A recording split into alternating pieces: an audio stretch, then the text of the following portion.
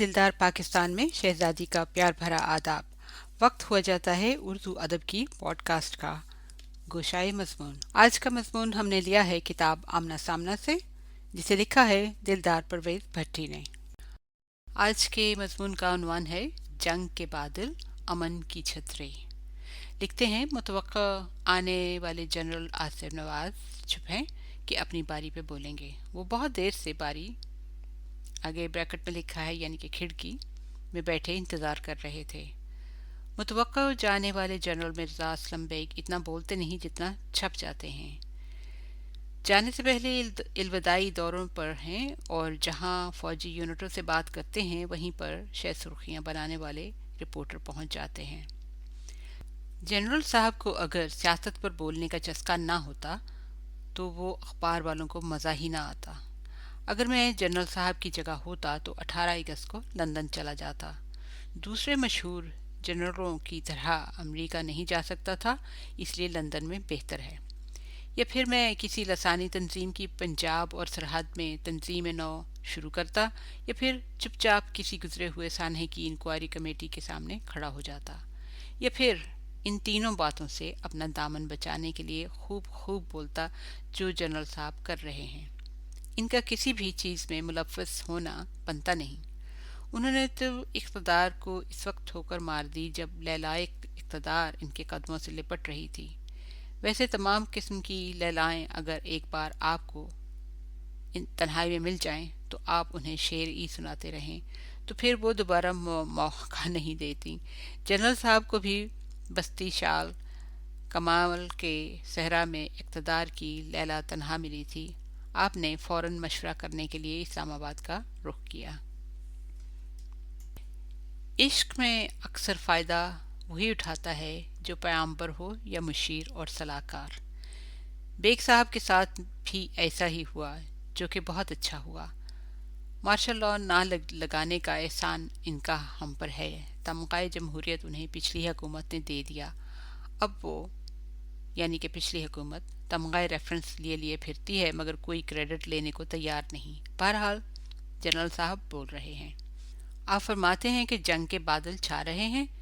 इनकी बात पर दफ्तर खारजा फ़ौरन अमन की छतरी ले आया कि नहीं, ऐसी कोई बात नहीं, और अगर बगर्ज़ महाल जंग की घटा छाई और तोपों से ओले बरसे भी तो हमारे पास सार्क और गुफ्तगू और अमन की छतर छाँव है, निपट लेंगे। जनरल साहब की अपनी फ़ौजी सूझबूझ है और दफ्तर खारजा भी जानबूझकर मुनासिब बयान दे देता है। हम इस सोच में पड़े हैं, कदी मनिए तो कदी ना मनिए।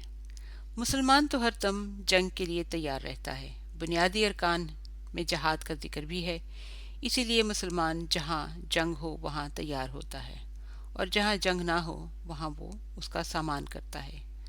धमाके, डाके, कत्ल गारत, कब्ज़ा ग्रुप, बयानबाजियाँ, इल्ज़ाम तराशियाँ, तिफल तसल्लियाँ, जल्दबाजियाँ, इख्तलाफ, अफवाहें, बद्दुआएँ, ये सब कुछ जंग की तैयारी ही तो है।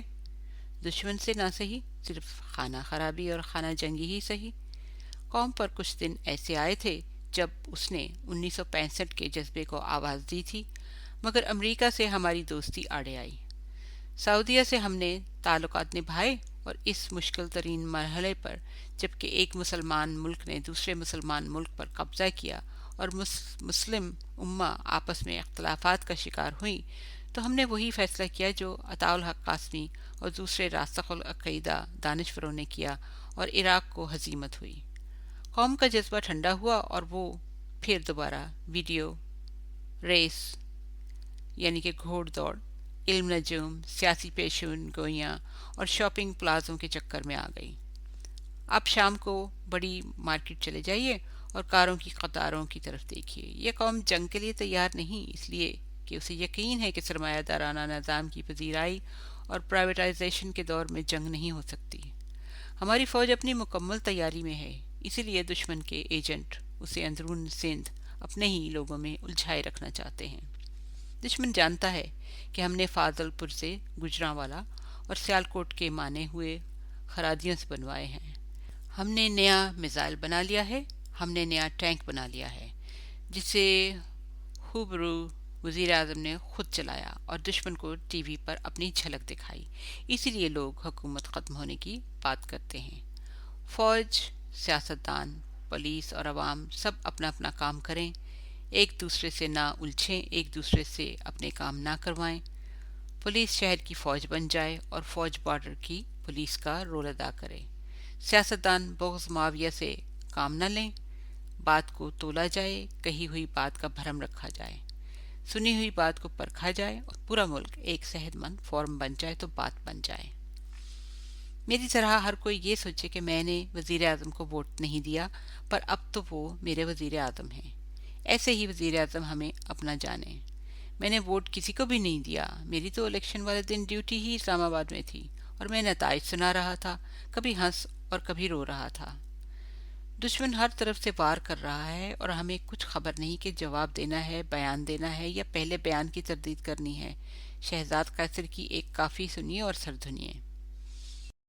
बुरके विच नई जालियां, अंबरों लथ के वेड़े आईयां, गूड़ियां रातां कालियां, बांसां वांगों मैनू बधाइयां। फड़फड़ा के मालियां, मैं टुंडी मेरा रांझन आया, किवें वजावां तालियां, माही जिन्हां दा झाती पावे, बो नसीबां वालियां। तू मेरा अज चुप चुप जापें, किथ गईयां ओ लालियां।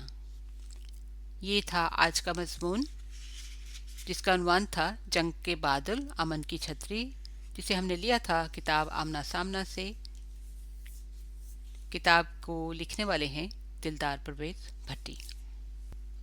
इंशाल्लाह आप सबसे अगले हफ्ते गोशाए मजमून में फिर मुलाकात होगी। Until next time, take care, God bless, Allah Hafiz.